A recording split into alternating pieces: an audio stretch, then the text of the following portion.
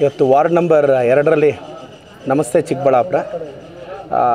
ನಾನು ಮೊದಲು ಸ್ಟಾರ್ಟಿಂಗು ಒಂದು 8 ವಾರ್ಡ್ ಅಂದರೆ ಮುನ್ಸಿಪಲ್ ಲೇಔಟ್ ಮುಗಿದಿದೆ, ಒಂದು 2 ವಾರ್ಡ್ ಆ ಕಡೆ ಮುಗಿದಿದೆ, ಆ ಕಡೆ 31 ಮುಗಿದಿದೆ. ಒಂದು 8 ವಾರ್ಡ್ ಆದಮೇಲೆ ಈಗ ಸೀಕ್ವೆನ್ಸಾಗಿ ವಾರ್ಡ್ ನಂಬರ್ 1ಇಂದ ಹಾಕ್ಕೊಂಡಿದ್ದೀನಿ. ಈಗ 2ನೇ ವಾರ್ಡ್ ಇವತ್ತಿಗೆ ಮುಗಿಯುತ್ತೆ. ನೆಕ್ಸ್ಟ್ 3ನೇ ವಾರ್ಡ್ಗೆ ಹೋಗ್ತೀವಿ. ಮತ್ತು ಒಂದು ವಾರ ರೂರಲ್ ಕಾನ್ಸಂಟ್ರೇಟ್. ಈಗ ಮಂಚೇನಹಳ್ಳಿಲಿ 20 ಹಳ್ಳಿ ಮುಗಿದಿದೆ. ಮಂಡಿಕಲ್ಲಲ್ಲಿ ಆ ಕಡೆ ರಾಮಪಟ್ಟಣ, ಉದಿಗನಾರ್ಪಲ್ಲಿ ಆ ಕಡೆ ಕೆಲವು ಮುಗಿದಿದೆ. ಸೊ ಈ ಥರ ಹೋಗ್ತಿದ್ದೀನಿ. ಆಲ್ಮೋಸ್ಟ್ ಆಲ್ ಈಗ ನಾನು ಇದೇ ಸ್ಪೀಡಲ್ಲಿ ಮಾಡಿದ್ರೆ 1 ತಿಂಗಳಿಗೆ ಚಿಕ್ಕಬಳ್ಳಾಪುರ ಕಂಪ್ಲೀಟ್ ಆಗುತ್ತೆ. ಸೊ ಅದಕ್ಕೆ ರೂರಲ್ ಒಂದು 2 ದಿನ, ಅರ್ಬನ್ ಒಂದು 2 ದಿನ ಹಾಕ್ಕೊತಾ ಇದ್ದೀನಿ. ಸೊ ನೆನ್ನೆ ಬಡ್ಜೆಟ್ ಇತ್ತು, ಇವತ್ತು ಲೀವ್ ಇತ್ತು, ಅದಕ್ಕೆ ನಮಸ್ತೆ ಚಿಕ್ಕಬಳ್ಳಾಪುರ ಹಾಕ್ಕೊಂಡಿದ್ದೀನಿ. ಪ್ರತಿ ಮನೆಗೂ ವಿಸಿಟ್ ಮಾಡ್ತಿದ್ವಿ. ಇವತ್ತು ತುಂಬ ಜನದ್ದು ರೇಷನ್ನು ಕಾರ್ಡು, ಮನೆ ಸಮಸ್ಯೆ, ಕೆಲವು ರೆವಿನ್ಯೂ ಸೈಡ್ದು ಖಾತೆ ಪ್ರಾಬ್ಲಮ್ ಬಂತು.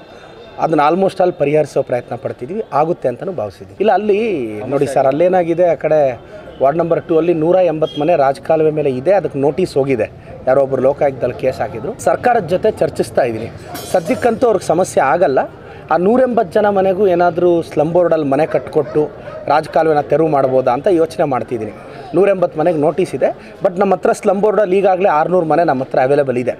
ಸೊ ಅದು ಯೋಚನೆ ಮಾಡ್ತಿದ್ದೀವಿ. ಬಟ್ ಅಲ್ಲೊಂದು ಸವಾಲಿದೆ. ಒಂದು ಮನೆಗೆ ಅವರು 1 ಲಕ್ಷ ಚಿಲ್ಲರೆ ಅವರು ಬೇರೆ ಮಾಡಬೇಕಾಗುತ್ತೆ. ಬಟ್ ಆ 180 ಮನೆಯವ್ರಿಗೂ ಆ ಆರ್ಥಿಕ ಸ್ಥಿತಿ ಇದೆಯಾ ಪಾಪ, ಅದೆಲ್ಲ ಯೋಚನೆ ಮಾಡಿ ತೀರ್ಮಾನ ತೊಗೊತೀವಿ. ಬಟ್ ನಾನು ಸಮಸ್ಯೆ ಆಗೋಕ್ಕಂತೂ ಬಿಡಲ್ಲ. ಏನೋ ಒಂದು ಪರಿಹಾರ ಕೊಟ್ಟೆ ವ್ಯವಸ್ಥೆ ಮಾಡ್ತೀವಿ. ಸರ್ ಏನಾಗೋಗಿದೆ ನೋಡಿ, ರೆವಿನ್ಯೂ ಸೈಟ್ಗಳಲ್ಲಿ ಮನೆ ಕಟ್ಟಿಬಿಟ್ಟಿದ್ದಾರೆ. ಈಗ ನಾವು ಅದಕ್ಕೆ ಪರಿಹಾರ ಹುಡುಕಬೇಕು. ಯಾರೊಬ್ರಿಗೂ ತೊಂದರೆ ಕೊಡೋಕ್ಕಾಗಲ್ಲ. ಸೊ ಈಗಲೂ ನೋಡಿ, ಅಲ್ಲಿ UGDದು ಕನೆಕ್ಷನ್ನೇ ಇಲ್ಲ. ಯಾಕೆಂದರೆ ಮನೆಗಳು ಕಟ್ಟಿಬಿಟ್ಟಿದ್ದಾರೆ. ಈಗ ನಾನು ನಗರಸಭೆಯವ್ರಿಗೆ ಹೇಳಿದೆ, ಅವ್ರಿಗೂ ತೊಂದರೆ ಆಗದಂಗೆ, UGDನೂ ಬ್ಲಾಕ್ ಆಗ್ದಂಗೆ ಏನು ಬೆಸ್ಟ್ ಮಾಡ್ಬೋದು. ಈಗ ನಾವು ಹೆಂಗಂದರೆ ಹಂಗೆ ತೊಂದರೆ ಕೊಡೋಕ್ಕಾಗಲ್ಲ. ಬಟ್ ಒಂದು ಅಮಿಕೇಬಲ್ ಆಗಿ ಎಲ್ಲರೂ ಮಾತಾಡಿ ಸಮಸ್ಯೆಗೆ ಪರಿಹಾರ ಹುಡುಕ್ತಿದ್ದೀವಿ ಸರ್. ಅದು ಇದೆ ಸರ್. ಇದನ್ನು ಏನು ಅಂದರೆ ಜನರಲ್ ಅವೇರ್ನೆಸ್ ಬರಬೇಕು. ಬಟ್ ಆದಷ್ಟು ಈಗ ನೀವು ನೋಡಿ, ನೆನ್ನೆ ಒಂದು 4-5 ಜನಕ್ಕೆ ನೋಟಿಸ್ ಕೊಟ್ಟಿದ್ದೀವಿ. ಫೈನ್ ಹಾಕ್ತೀವಿ ಸರ್, ಸ್ಟ್ರಿಕ್ಟಾಗಿ ಫೈನ್ ಹಾಕ್ತೀವಿ. ಸ್ಲೋಲಿ ಇದು ಬದಲಾವಣೆ ಬರುತ್ತೆ ಸರ್. ಇಲ್ಲ ನೋಡಿ, ವಿರೋಧ ಪಕ್ಷದವ್ರು ಸರಿಯಾಗಿ ಕೆಲಸ ಮಾಡ್ತಿಲ್ಲ. ನಾನು ವಿರೋಧ ಪಕ್ಷದಲ್ಲಿ ಇದ್ದಿದ್ರೆ ನಿದ್ದೆ ಮಾಡೋಕ್ಕೆ ಬಿಡ್ತಿರ್ಲಿಲ್ಲ ಅವ್ರನ್ನ. ಸ್ವಲ್ಪ ಕರೆಕ್ಟಾಗಿ ಟೀಕೆ ಮಾಡೋಕ್ಕೆ ಹೇಳಿ ಅವ್ರನ್ನ. ಚಿಕ್ಕಬಳ್ಳಾಪುರಕ್ಕೆ ನೋಡಿ ಒಂದು ಗಮನಿಸಿ, ಶಿಡ್ಲಘಟ್ಟಾಗೆ ರೇಷ್ಮೆ ಮಾರುಕಟ್ಟೆಗೆ ಸರಿಸುಮಾರು 200 ಕೋಟಿ ರೂಪಾಯಿ ವೆಚ್ಚದಲ್ಲಿ ನಾವು ಡೆವಲಪ್ ಮಾಡಬೇಕು ಅಂತಿದ್ದೀವಿ. ನಮ್ಮ ಶಿಡ್ಲಘಟ್ಟದಲ್ಲಿ ನಮ್ಮ ಪಾರ್ಟಿ MLA ಇಲ್ಲ. ಬಟ್ ನಾವೇನಂದರೆ ನಮ್ಮ ಚಿಕ್ಕಬಳ್ಳಾಪುರ ರೈತರಿಗೆ, ರೇಷ್ಮೆ ಬೆಳೆಗಾರರಿಗೆ ಅನುಕೂಲ ಆಗಬೇಕು ಅಂತ ನಾವೆಲ್ಲ ಸ್ಯಾಕ್ರಿಫೈಸ್ ಮಾಡಿ ಶಿಡ್ಲಘಟ್ಟಕ್ಕೆ ಹಾಕ್ಕೊಂಡ್ಬಂದಿದ್ವಿ. ಈಗ ನಾವೇನಾದರೂ ಏನಂದರೆ ಇಲ್ಲಿ ವಿಷನ್ ದೊಡ್ಡದು ಸರ್. ನಾವೇನೋ ಒಂದು ಪ್ರಾಜೆಕ್ಟ್ ಅನೌನ್ಸ್ ಮಾಡ್ಕೊಂಡ್ಬಿಟ್ವಿ, ಅದಲ್ಲ.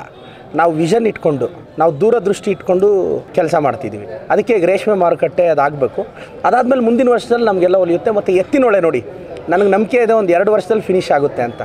ಎತ್ತಿನೊಳೆಗೂ ಪ್ರಾಜೆಕ್ಟು, ಒಂದು ದೊಡ್ಡ ಪ್ರಾಜೆಕ್ಟ್ಗೆ ಕೋಟ್ಯಾಂತರ ರೂಪಾಯಿ ಹೋಗ್ತಾ ಇರೋದ್ರಿಂದ ಅದು ನಮಗೆ ಬೆನಿಫಿಟ್ ಆಗೋದು. ಶಿಡ್ಲಘಟ್ಟ ರೇಷ್ಮೆ ಮಾರುಕಟ್ಟೆ ಏನು ಬರೀ ಶಿಡ್ಲಘಟ್ಟದವ್ರಿಗಲ್ಲ, ಚಿಕ್ಕಬಳ್ಳಾಪುರದ ರೈತರಿಗೂ ಅನುಕೂಲ ಆಗುತ್ತೆ. ನಾವಲ್ಲೇನಾದರೂ ರಾಜಕೀಯ ಮಾಡಿದರೆ, ಇಲ್ಲ ಚಿಂತಾಮಣಿಗೋ ನಮಗೋ ತೊಗೊಂಡು ಬರ್ತಾಯಿದ್ವಿ. ನಾವಿಲ್ಲಿ ಖಂಡಿತವಾಗೂ ರಾಜಕೀಯ ಮಾಡಲಿಲ್ಲ. ನಮ್ಗೆ ಆ ಕ್ರೆಡಿಟು ಬೇಕಾಗಿಲ್ಲ. ಇಲ್ಲ, ಅದು ಪ್ರಸ್ತಾಪ ಮಾಡ್ತೀವಿ ಬ್ರದರ್. ಈಗ ನಮಗೆ ನೀರಾವರಿ ಹೋರಾಟಗಾರರು ಕೊಟ್ಟಿದ್ದಾರೆ, ಅದನ್ನು ಸೂಕ್ತ ಸಂದರ್ಭದಲ್ಲಿ ಪ್ರಸ್ತಾಪ ಮಾಡ್ತೀವಿ. ನಾನು 3ನೇ ಹಂತದ ಶುದ್ಧೀಕರಣ ಆಗಬೇಕು ಅನ್ನೋದು ನನ್ನ ವಾದ. ಪ್ರಾಮಾಣಿಕವಾಗಿ ಪ್ರಯತ್ನ ಪಡ್ತೀನಿ.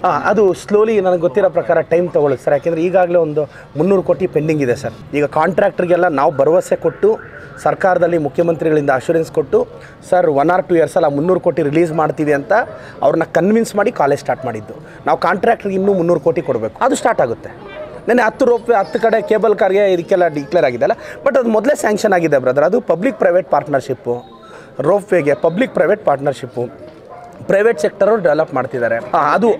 ಅದು ಆಗಿದೆ. ನಿಮ್ಮ ಗಮನಕ್ಕೆ ಇನ್ನೊಂದು ತರ್ತಾ ಇದ್ದೀನಿ. 2000 ಕೋಟಿಗೆ ಆಲ್ರೆಡಿ ನಾವು ಕೇಂದ್ರ ಸರ್ಕಾರಕ್ಕೆ ಪ್ರಪೋಸಲ್ ಕಳಿಸಿದ್ದೀವಿ. ದೇವನಹಳ್ಳಿಯಿಂದ ಬಾಗೇಪಲ್ಲಿವರೆಗೂ 10 ಲೈನ್ ಆಗ್ತಿದೆ. ಪ್ರಪೋಸಲ್ ಹೋಗಿದೆ. ಆದಷ್ಟು ಬೇಗ ಕೆಲಸ ಸ್ಟಾರ್ಟ್ ಆಗುತ್ತೆ. ಕೇಂದ್ರ ಸರ್ಕಾರ ಅಂದರೆ ಅದು ಸ್ಟೇಟ್ ಟು ಸೆಂಟರ್ದು ಪಾರ್ಟ್ನರ್ಶಿಪ್ ಇರುತ್ತೆ. ಈಗ ನಾವು 10 ಲೈನ್ಗೆ ಪ್ರಪೋಸ್ ಮಾಡಿದ್ದೀವಿ. ಆ 10 ಲೈನ್ ಆಗ್ತಾಯಿದೆ. ಅದಕ್ಕೆ 2000 ಕೋಟಿ ಪ್ರಪೋಸಲ್ ಹೋಗಿದೆ. ಅದು ಭಾಳ ಒಂದೊಳ್ಳೆ ಸರ್. ನೀವು ನೋಡಿ, 1 or 2 ಇಯರ್ಸು ನಾವು ವಿಷನ್ ಇಟ್ಕೊಂಡೇ ಕೆಲಸ ಮಾಡ್ತಿದ್ದೀವಿ. ಚಿಕ್ಕಬಳ್ಳಾಪುರನ ವಿಷನ್ ಇಟ್ಕೊಂಡು ಕೆಲಸ ಮಾಡ್ತಿದ್ವಿ. ಇನ್ನು ಜನರ ಸಮಸ್ಯೆಗಳನ್ನ ನಾನು ಸ್ಪಂದಿಸ್ತಾ ಇದ್ದೀನಿ. ಒಳ್ಳೇದಾಗುತ್ತೆ ಸರ್, ಖಂಡಿತ ಆಗುತ್ತೆ. ಇಲ್ಲ ಅಂಥದ್ದೇನಂತಿದ್ರೆ ಮಾಧ್ಯಮಗಳು ದಯವಿಟ್ಟು ಸುದ್ದಿಗೆ ತೊಗೊಂಬನ್ನಿ. ಅಂಥ ಅಧಿಕಾರಿಗಳು ತಪ್ಪಿದರೆ ಹರಾಜಿಗೆ ಹಾಕಿ ಹೇಳ್ತೀನಿ. ನನ್ನ ಗಮನಕ್ಕೆ ಬರುತ್ತೆ, ನಾನು ಸಾಲ್ವ್ ಮಾಡ್ತೀನಿ. Thank you sir.